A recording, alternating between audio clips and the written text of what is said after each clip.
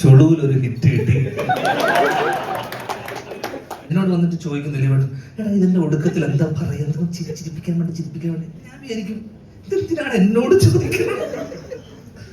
ചെറുപ്പക്കാർക്ക് അല്ലെങ്കിൽ എന്നും ജോണി ചേട്ടനെ പോലത്തെ ആൾക്കാർക്കൊക്കെ ഒരു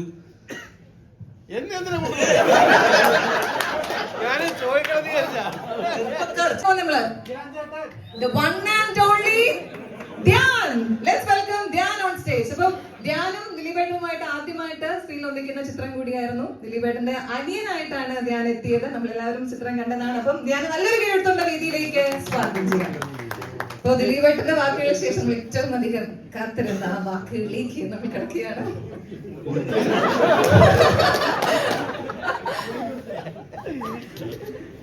അപ്പൊ എന്തൊക്കെയോ സംഭവിക്കാൻ പോകുന്നുണ്ട് ഇവിടെ. എല്ലാവരും റെഡിയല്ലേ?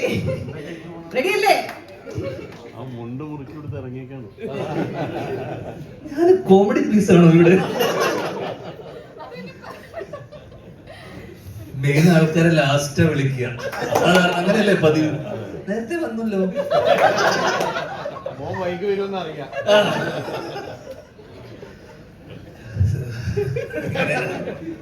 സീരിയസ് ആയിട്ടൊന്നും സംസാരിക്കാൻ അറിയില്ല, എന്നാലും ഒരുപാട് സന്തോഷം.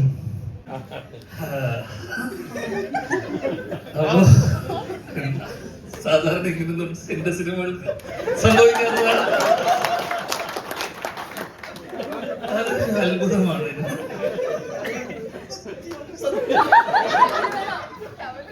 ഞാൻ ചിലപ്പോ കരഞ്ഞു പോകും. നമ്മുടെ ഞാനും ബിൻഡോയും ഷാരിസും ലിസ്റ്റിനൊക്കെ 80s കിഡ്സ് ആണ് പറഞ്ഞു വരുമ്പോ. അല്ല, നീ കുറച്ച് 90 അല്ലേ? എന്നാലും അടുത്തുണ്ട്. അപ്പൊ നമ്മളൊക്കെ ഓണക്കാലം അല്ലെങ്കിൽ വിഷുക്കാലം എന്നൊക്കെ പറയുന്നത് ലാലേട്ടന്റെയും മമ്മൂക്കയുടെയും സിനിമകൾക്കപ്പുറം ഒരു വിഷുക്കാലത്തൊക്കെ പോയിട്ട് പേപ്പറിൽ വലിയ ഇന്ന് മുതൽ നാളെ മുതൽ എന്നൊക്കെ വന്ന് നോക്കുമ്പോൾ നമ്മളൊക്കെ ഏറ്റവും കാണാൻ ആഗ്രഹിക്കുന്ന, അല്ലെങ്കിൽ ഞാൻ തിയേറ്ററിൽ എൻ്റെ ഓർമ്മയുള്ള സിനിമകൾ, തിയേറ്ററിൽ പോയി കണ്ട് എൻ്റെ മനസ്സിലുള്ള സിനിമകൾ എന്ന് പറയുന്നത് തെങ്കാശിപ്പട്ടണം, മീശമാധവൻ, പിന്നെ ഇതൊക്കെയാണ് നമ്മുടെ ചെറുപ്പകാലത്തുള്ള തിയേറ്റർ ഓർമ്മകളുള്ള സിനിമകൾ. അപ്പൊ സ്വാഭാവികമായിട്ടും ദിലീപേട്ടന്റെ സിനിമ കാണാൻ, അല്ലെങ്കിൽ ആൾക്കാർ ആർത്തുല്ലസിച്ച് ചിരിച്ചു മറിഞ്ഞ്, അല്ലെങ്കിൽ നമ്മളൊക്കെ ചെറുപ്പം മുതലേ എന്താ പറയണ്ടേ, അദ്ദേഹത്തിന്റെ സിനിമകൾ കാണുമ്പോൾ നമുക്ക് കിട്ടുന്ന ഒരു എനർജി, അല്ലെങ്കിൽ ആ ഒരു ചിരി ചെറുപ്പം മുതലേ നമ്മൾ കാണുന്നതാണ്. അപ്പൊ നമ്മള് ഹ്യൂജ് ഫാൻ ബോയ് ആണ്. അപ്പൊ അദ്ദേഹത്തിന്റെ 150ാമത്തെ സിനിമയിൽ നമ്മളും ഭാഗമാവുന്നു, അല്ലെങ്കിൽ അതൊരു നിയോഗം പോലെ, അല്ലെങ്കിൽ അതൊരു ഭാഗ്യമായി എനിക്ക് തോന്നുന്നു. കാരണം ബിൻഡോ അല്ലെങ്കിൽ നമ്മളെല്ലാവരും അദ്ദേഹത്തിന്റെ ഫാൻസ് ആണ്. അപ്പം ഈ 150ാമത്തെ സിനിമയിൽ എത്തുന്ന സമയത്ത് ഞാൻ ഇതിന്റെ തുടക്കത്തിൽ ഞാൻ 10 ദിവസം ഉണ്ടായിരുന്നുള്ളൂ. അപ്പൊ ഈ 10 ദിവസത്തിനിടയിൽ എനിക്കത് കഴിഞ്ഞിട്ട് പോവാൻ അടുത്ത വേറെ സിനിമകൾ ഇടയിലുള്ളത് കൊണ്ട് എനിക്കത് പോകണം. അപ്പോ ഞാൻ ബിൻഡോനോട് പറഞ്ഞു, ഞാൻ ഈ കുറച്ച് ദിവസമേ ഉള്ളൂ, ഇത്രയൊക്കെ ഉള്ളൂ എന്ന് പറഞ്ഞു. അങ്ങനെ പാതി വഴി എന്നെ കാനഡയ്ക്ക് പറഞ്ഞയച്ചു, ഇത്രയും ദിവസത്തിൽ ഉള്ളത് കൊണ്ട്.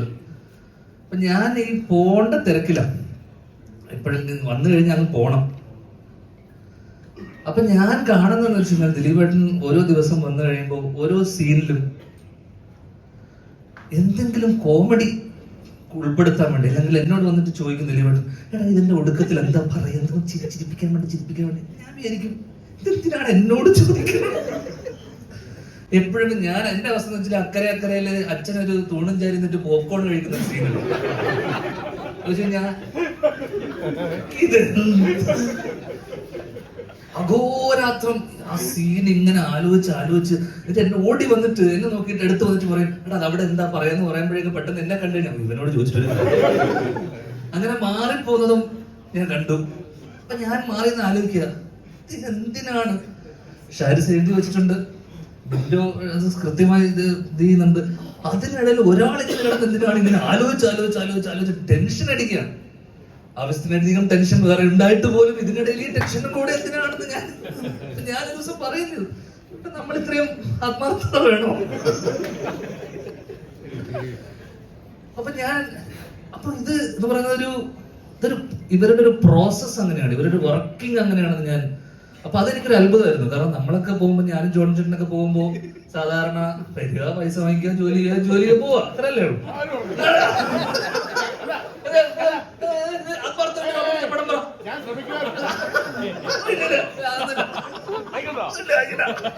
അല്ല, ഞാനൊരു സഹനടൻ, ഹീറോ ഇല്ല.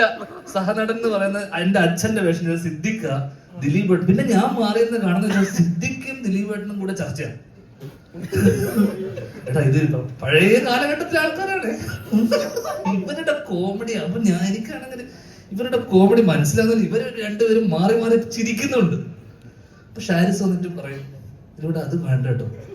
ഇവര് രണ്ടുപേരും ചിരിച്ചു മറന്നതിന് ശേഷം ഷാരിസ് വന്നിട്ട് അത് വേണ്ട കേട്ടോ. അപ്പൊ ദിലീപേട്ടനും ഇവരെന്താണ് ഈ കോമഡി മനസ്സിലാവാത്ത? കാലം മാറി, വേണ്ട, സീരിയസ് ആയിട്ട് എടുക്കില്ല. അതുകൊണ്ടാണ് തിയേറ്ററിൽ ജനിച്ചിരിക്കണം. നിങ്ങളുടെ രണ്ടുപേരുടെ കോമഡി ഇല്ല.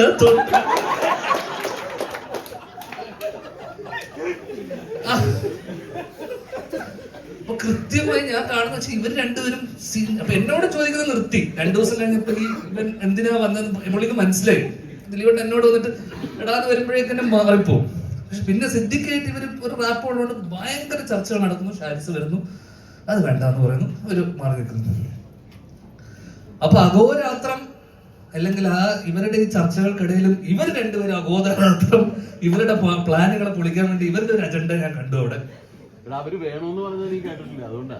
ഏത് അവര് വേണ്ടെന്ന് പറഞ്ഞത് മാത്രം നീ കേട്ടിട്ടുള്ളൂ. അത് ഡേറ്റിലായിരുന്നു, ഞാനില്ല. പിന്നെ അത് മാത്രമല്ല, ഈ സിനിമയിൽ ഏറ്റവും കൂടുതൽ കട്ട് ചെയ്ത് പറഞ്ഞ ഇവന്റെ അതെല്ലാവരും ശ്രദ്ധിക്കണേ.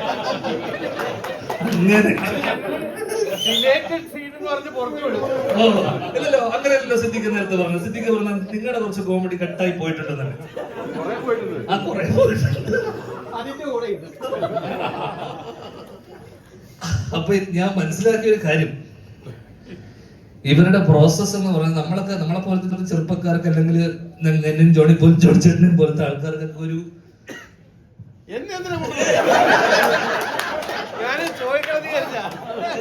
ചെറുപ്പക്കാർ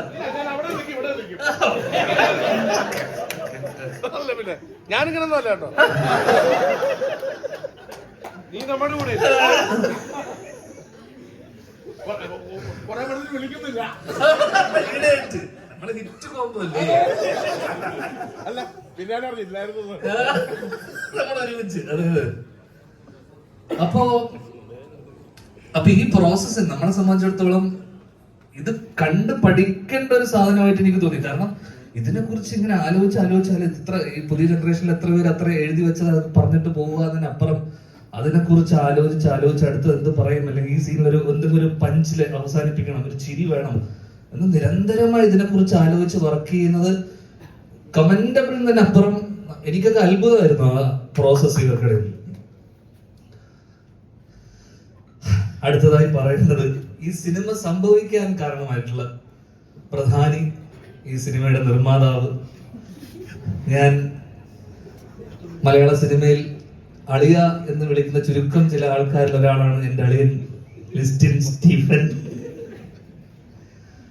ഈ പടത്തിന്റെ പ്രമോഷന് ഉണ്ടോ അല്ലെങ്കിൽ ബിന്ദുവിനോട് ചോദിച്ചു, ഈ പടത്തിന്റെ പ്രമോഷൻ ഒന്നും പരിപാടിയൊന്നും ഇല്ല. അപ്പം ദിലീപ് ഏട്ടൻ പറഞ്ഞു പ്രമോഷൻ ഒന്നും വേണ്ട, ഇന്റർവ്യൂ ഒന്നും കൊടുക്കണ്ട, സിനിമ നേരെ തിയേറ്ററിൽ കണ്ടാ മതി എന്നൊക്കെ അങ്ങനെ എന്നോട് പറഞ്ഞേ. അതൊന്നും വേണ്ട,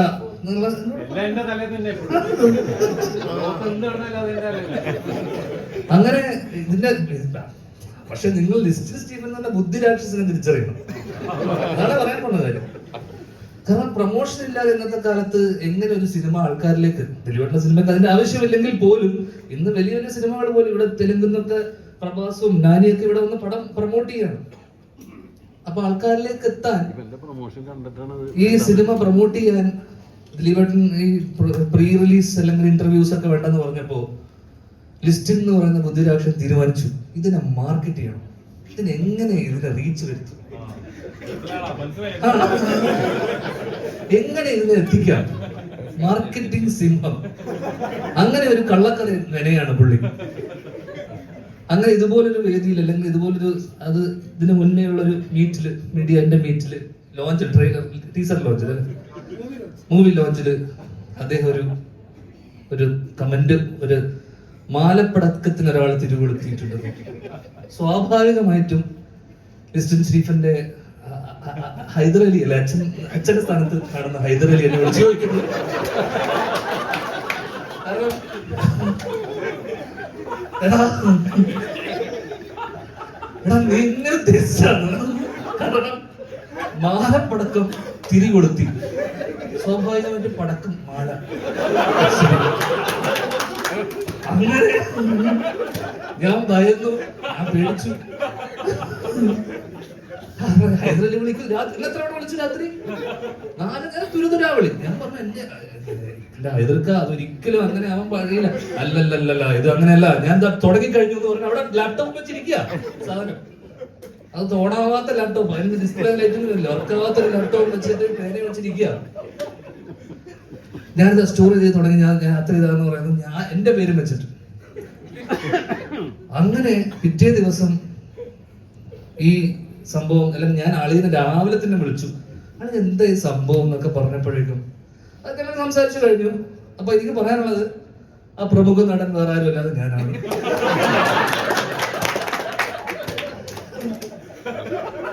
ഞങ്ങൾക്കിടയിലുള്ള പ്രശ്നങ്ങൾ ഞങ്ങൾ സംസാരിച്ച് തീർത്തിട്ടുണ്ട്.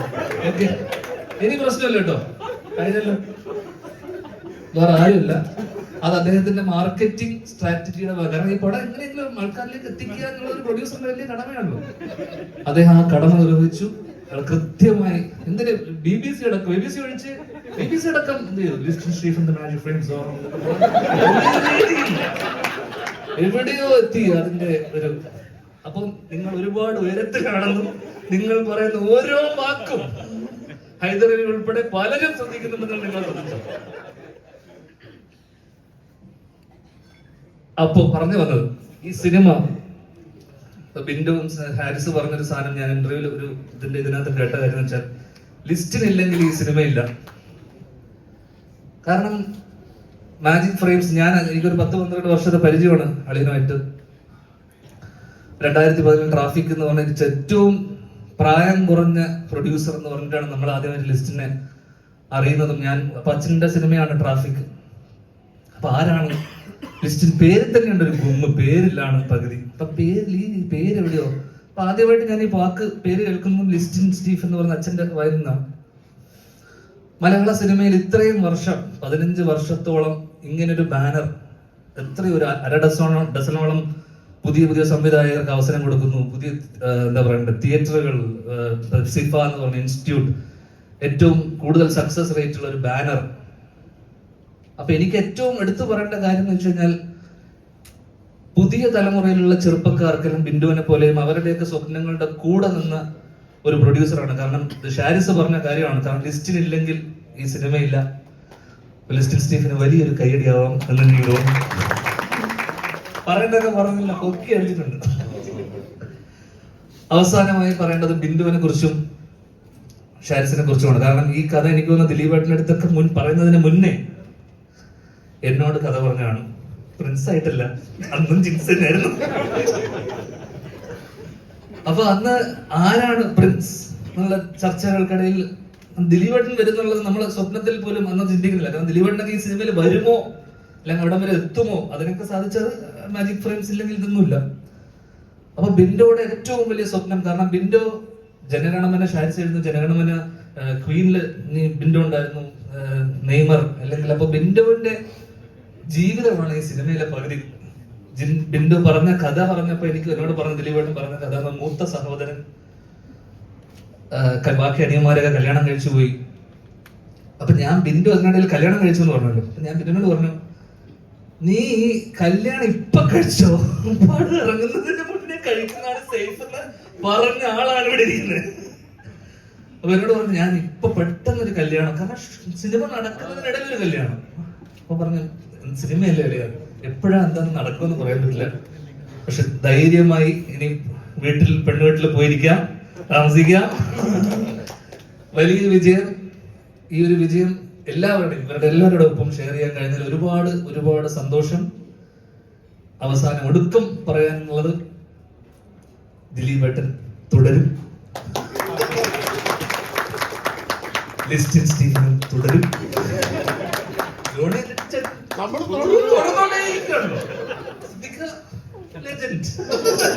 വീട്ടിലിരിക്കാം, റെസ്റ്റ് ആവാം. പിന്നെ പലരും ആഗ്രഹിക്കുന്നുണ്ട് ഒരു കാര്യം. എന്നെ ഫർഗീസ് ഏട്ടൻ ആഗ്രഹിച്ചു, ഉണ്ണിയേട്ടൻ ആഗ്രഹിച്ചു. നീ അച്ഛനോട് പോയി പറഞ്ഞാൽ മതി. അച്ഛൻ വീട്ടിലിരിക്കുന്നതാണ്. കൂടെ ഇരിക്കാൻ കൂടെ ഇരിക്കാൻ. അപ്പോ എനിക്ക് പറയാനുള്ളത് ഒരുപാട് പഴയ വർഗീസ് ഏട്ടൻ, ഒടുവിൽ ഉണ്ണികൃഷ്ണൻ, നരേന്ദ്രപ്രസാദ് ഒരുപാട് പേര് ആഗ്രഹിച്ചു നിങ്ങളൊരു സംവിധായകനായി കാണണമെന്ന്. ഞാൻ ഇന്ന് ആഗ്രഹിക്കുകയാണ് വീണ്ടും നിങ്ങൾ അഭിനയം അവസാനിപ്പിച്ച് തിരിച്ച് സംവിധാനത്തിലേക്ക് വരണം. CID മൂസ 2 ഉണ്ടാവോ? ഉണ്ടാവും. ഉണ്ടാവും. ഇതാണ് CID മൂസ 2 ഇവിടെ അനൗൺസ് ചെയ്യപ്പെടുകയാണ്. കഴിഞ്ഞ ഒരുപാട് ഒരുപാട് സന്തോഷം. Thank you. വലിച്ചു കിട്ടുന്നില്ല. Thank you so much. Thank you. എന്തായാലും എല്ലാവർക്കും ഉള്ളത് കൃത്യമായിട്ട് വിഹിതമൊക്കെ വെച്ച് നൽകിയിട്ടുണ്ട്. അപ്പൊ എല്ലാവരും ഹാപ്പി അല്ലേ? ഹാപ്പി എല്ലാവരും കഴിഞ്ഞിട്ടില്ല, ഒന്ന് നിക്കണേ. ഇല്ല, അവൻ പോയിക്കോട്ടെ.